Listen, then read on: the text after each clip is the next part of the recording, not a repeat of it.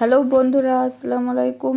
আশা করি ভালো আছেন। আমরা আবারও চলে এসেছি রাইসা রামেসা কিচেন থেকে মুচমুচে পেঁয়াজি রেসিপি নিয়ে। ভালো লাগলে শেয়ার, কমেন্ট এবং সাবস্ক্রাইব করে দেবেন।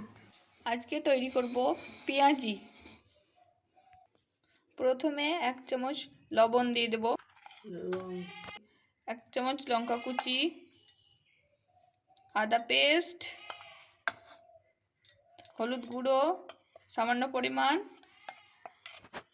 জিরে গুঁড়ো সামান্য পরিমাণ, লঙ্কা গুঁড়ো সামান্য পরিমাণ। সব উপকরণগুলো মিশিয়ে নেব। উপকরণগুলো মিশানো হয়ে গেছে, এবার বেসন দেব। যতটা প্রয়োজন হবে ততটা দেব।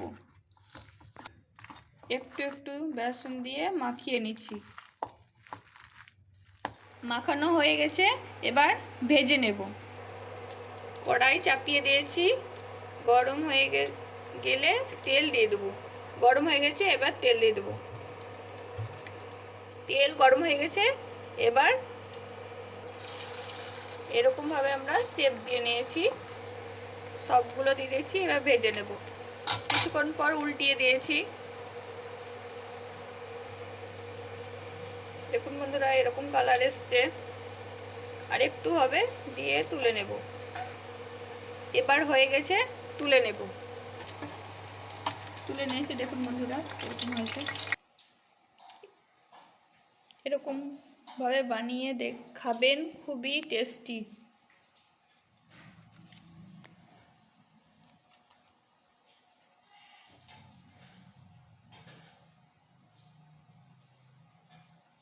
একদম মুচমুচে হয়েছে।